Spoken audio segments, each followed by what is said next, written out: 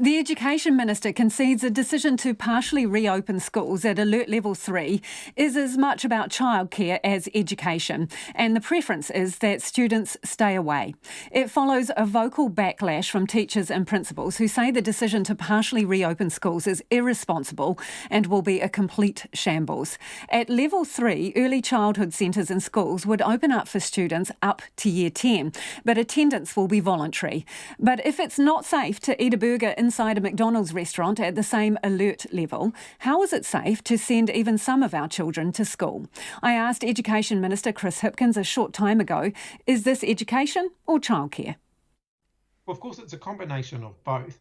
And we do have to realise that COVID-19 is likely to be with us for quite some time. And so we are going to have to find new ways of working in the meantime. I don't think it's feasible to leave schools and early childhood services indefinitely closed for all students. But it is going to be possible for us to move to new blended learning environments. We've got a lot of work to do in the next week to provide greater clarity around who will be coming into schools and under what conditions. But you accept, Minister, sorry to interrupt, but you accept from what you were saying, a large chunk of this is a childcare decision. Well, I think that you'll find that, parents rely on schools and early childhood services being open so that they can go to work. And we do need to be able to provide support for those families where people need to be able to go to work. So how is it safe? Can you explain this to me? How is it safe for children to go back to school under Level 3 when it's not safe for me to eat a burger inside a McDonald's restaurant? There are additional safeguards that we're going to have to put in place with schools and early learning services reopening. So there'll be much smaller group sizes, for example. There'll have to be additional protective measures put in place, additional cleaning that's put in place. I guess the difference with you going for a burger is that you might go to a multitude of different places all at the same time. We're wanting to keep people in consistent and stable patterns so that we know where they've been, we know who they've been associating with, and that includes children as well. So that if something does happen, then we can contact trace all of those people, and we can do that quickly. That's not the sort of thing that you can do if a restaurant or a bar is operating normally. But if you've got early childhood, seriously, how are you going to keep those kids apart from each other, not playing rough and tumble with each other, not putting their grubby hands over their faces and over other people in the class, not sharing food? How are you going to socially distance early childhood? The reality is you can't socially distance early childhood. So how is it safe then? Education. Well, there's a variety of things here. One, we can make the group sizes significantly smaller so that we're keeping the size of the bubble smaller, and that's one of the things that we'll be looking to do. So fewer than 10, Minister? We haven't actually set a specific number yet. We're working through the details of that at the moment, and we're looking at health advice. We're relying very heavily on public health advice here, and we're looking at what they've done in other countries overseas. It is really important to note, though, that the public health advice is telling us that the risk amongst children is very, very low, particularly amongst very low children, and there is very little evidence to suggest that young children get the virus, are affected by the virus, and pass that on to adults. And so we are looking, health. We're leaning very heavily on our public health officials here, so that because no one went through this for 4 weeks of lockdown at Level 4, and potentially, we haven't yet made the decision to come out of Level 4 yet.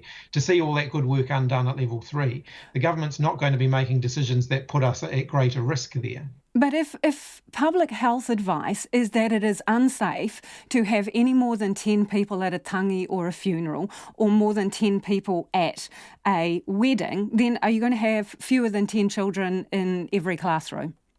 Like I said, we haven't fixed a number on that yet. It's one of the things that we're working through with public health officials.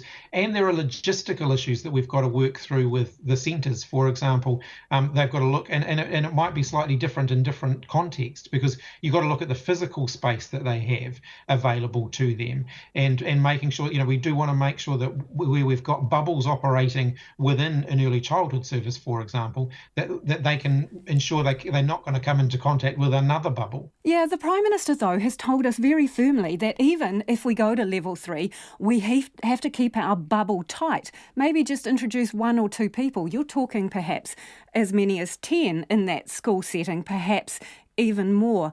Can you see how some people might think that you are sending a very mixed message here?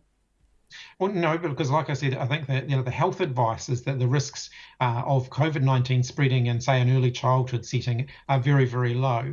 And I think the way parents might find it useful to start thinking about it is that their children might have a home bubble and an early childhood bubble, and so we still want them sticking to within those bubbles and not coming into contact with people outside of those bubbles, so that we are still keeping everybody safe.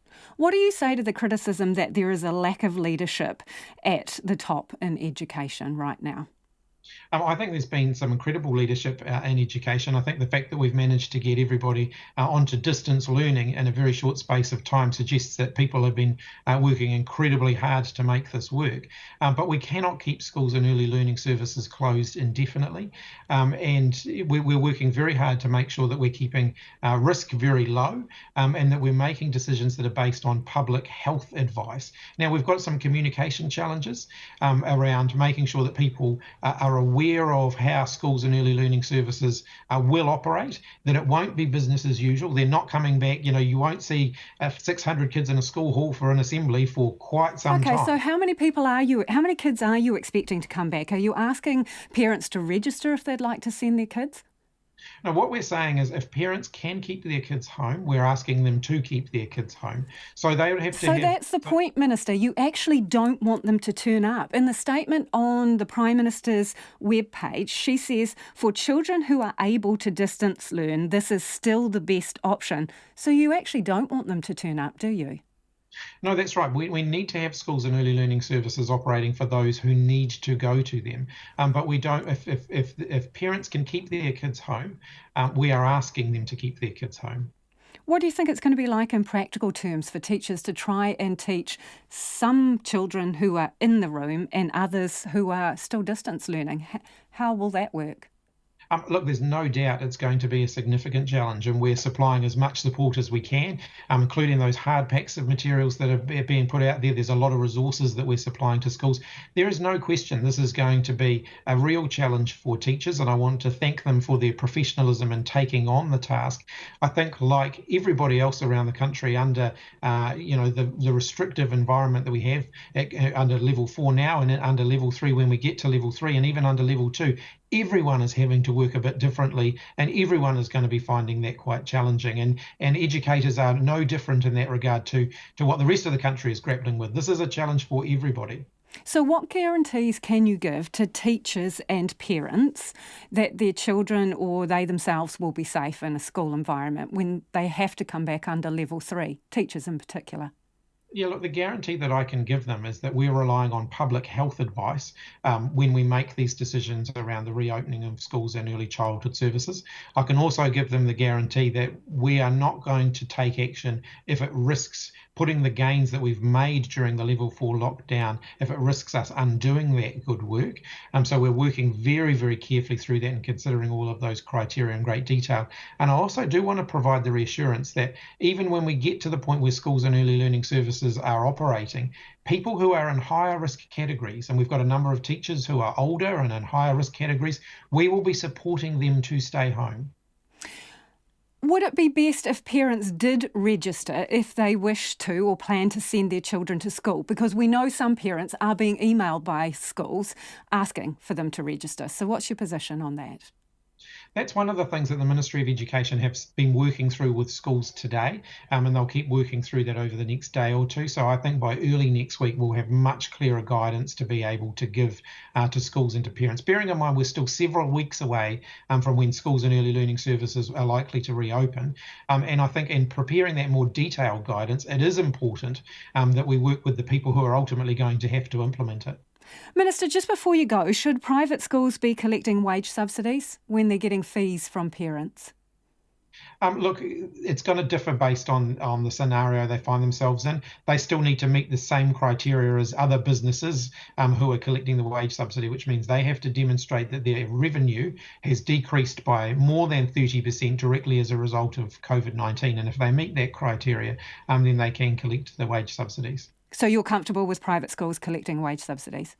Oh, look, I'm comfortable with any organisation that finds that its revenue has declined by 30% because of COVID-19 collecting the wage subsidy, because that's what it's there for. Thank you, Minister. Really appreciate you joining us. Could you get your children to draw something so we can put it on the wall behind you so you look like you're not in home detention? It does feel a bit like home detention at the moment, Lisa, I can tell you. We need some artwork there for next time. Thank you. Have a good weekend. All right, you too. Thanks. Bye-bye. Bye-bye. And that was the Education Minister, Chris Hipkins, talking to us via Skype there.